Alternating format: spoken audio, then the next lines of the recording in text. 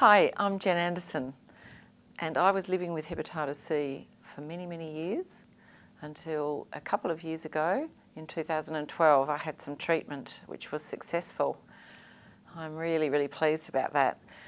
But I'm here today because I feel that we need to inform people more about hepatitis C and help stop people being afraid of what it's all about.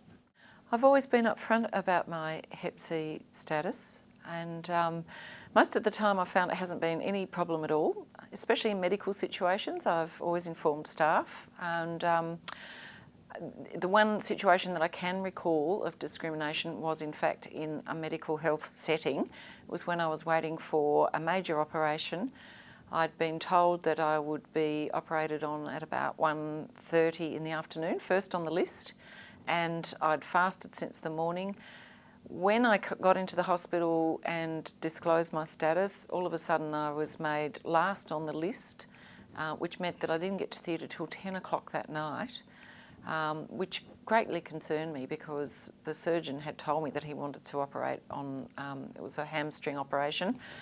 He wanted to do it while he was fresh, and I knew he wasn't going to be fresh at 10 o'clock at night. Anyway, I also knew that it was because I had disclosed my status. It was very disappointing for me as a health worker to have other staff behaving in that way.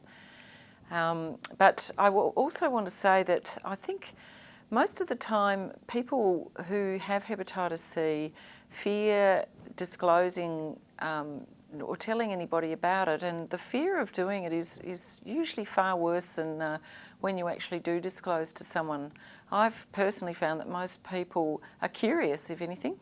They can be curious, or they want to ask questions, or at the very least empathetic. So I would encourage you to have a go at telling someone that you trust first, and perhaps finding some courage to keep talking. I think it's really important that we break down the barriers, and that's why I've become a hepatitis hero. We need to stand up and speak out so that more people in the community can hear about our stories, they can see that we're normal people and that there's nothing to fear. So one way that you can help reduce stigma and discrimination against people living with hepatitis is to come along and sign up to the Hep Heroes website. You can come and join me on the Hep Heroes website and encourage your friends to do the same.